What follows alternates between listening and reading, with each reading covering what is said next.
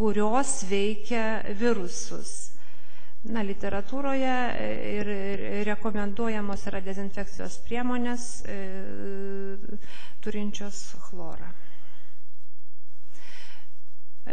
Klinikiniai požymiai turi dvi fazes, tai yra pirmoji po inkubacinio periodo trunkančio 2-21 dieną, tačiau dažniausiai tai būna savaitė arba 10 dienų. Maždaug apie 80% asmenų suserga per tą laikotarpį ir per pirmąją tą fazę, kuri trunka nuo dienos iki 5 karščiavimas, galvos skausmas, silpnumas, raumenų skausmas. Antroje fazėje prasideda visi kiti dalykai, pagrindė kraujavimas, vėmimas ir kraujagyslių pažeidimas, kepenų, inkstų funkcijos pažeidimas ir mirtis. Visa šita trunka maždaug vidutiniškai 10 dienų. Atsižvelgiant į tą situaciją,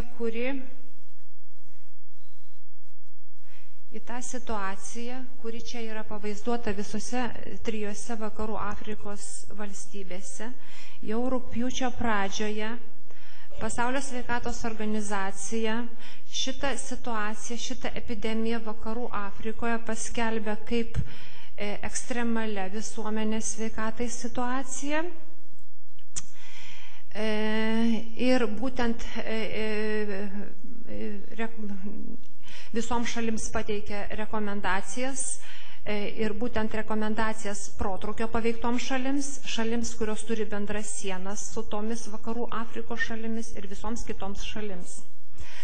O po pusantro mėnesio, visai nesenai, vėl ta pati komisija, nepaprastosios padėties komitetas, tarptautinių sveikatos priežiūros taisyklių, šitą situaciją vakarų Afrikoje paskelbė kaip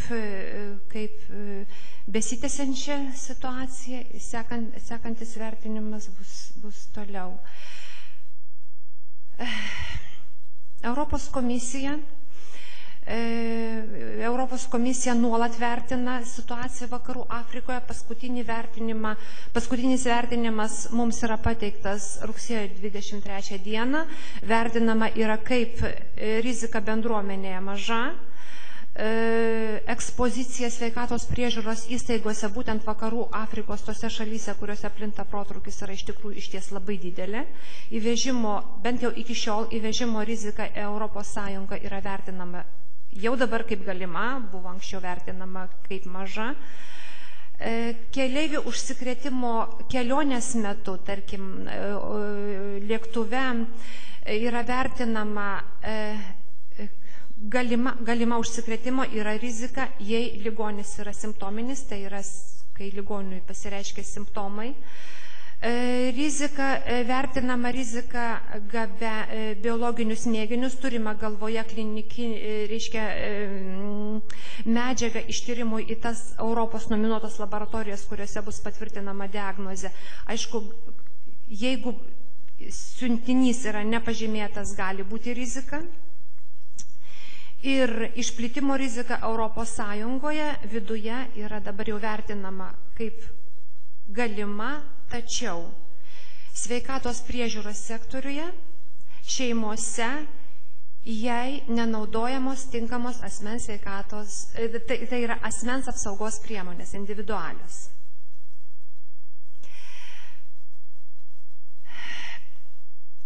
Pagrindinės priemonės ES šalyse nukreiptos, tai yra atsakų į Ebola epidemiją vakarų Afrikoje, yra suskirstytos į tokius blokus sąlyginai, tai yra mažinančios infekcijos riziką keliaujantiems, priemonės mažinančios įvežimo riziką į ES šalis ir priemonės mažinančios viruso išplėtimo riziką viduje. Ir atsižvelgiant į tai, Lietuvoje rugpjūčio vidury Sveikatos apsaugos ministerijos ekstremalių situacijų operacijų centro posėdyje buvo protokolinių sprendimų patvirtintas Ebola hemoraginės karštligės pasirengimo, prevencijos ir valdymo veiksmų planas. Jame numatytos priemonės ir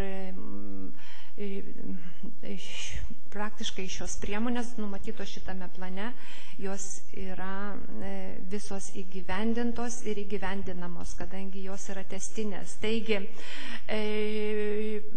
šitos priemonės buvo tokio pobūdžio, tokio turinio, tai yra komunikavimo priemonės, informacijos teikimas visuomeniai, darbas vyko per Europos ankstyvaus įspėjimo reagavimo sistemą su Europos komisija ir kitomis organizacijomis, vyko parengtos keliaujančių informavimo priemonės, rekomendacijos keliautojams, parengtos priemonės, rekomendacijos atsižvelgiant į CDC ir Pasaulio sveikatos organizacijos rekomendacijos atvejų išaiškinimas lėktuve, rekomendacijos kaip elgtis išsiaiškinus atveju lėktuve. Keletą kartų raštu buvo pateikta informacija visoms sveikatos priežiūros institucijoms Lietuvoje, kaip atpažinti atvejį, ką su juo daryti nustačius. Parengtos yra rekomendacijos visuomenės sveikatos centrams dėl apsaugos priemonių tyriant židinį, rekomendacijos sveikatos priežiūros įstaigoms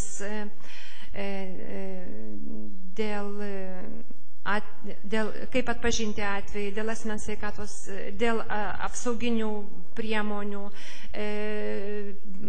rekomendacijos, kaip paimti mėginius, kur vežti, greitai medicinos pagalbai, kaip apsirengti ir taip toliau. Taigi,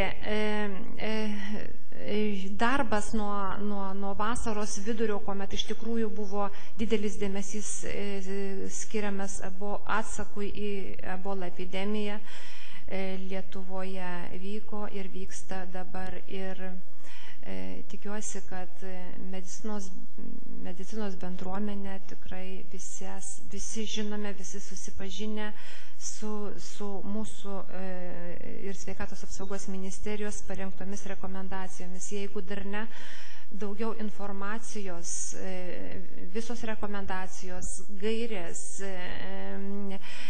naujausia informacija, rizikos vertinimas, viskas yra sveikatos apsaugos ministerijos, užkrečiamųjų lygų, Europos lygų prevencijos ir kontrolės, taip pat Pasaulio sveikatos organizacijos internetiniuose puslapiuose. Ačiū uždėmesi.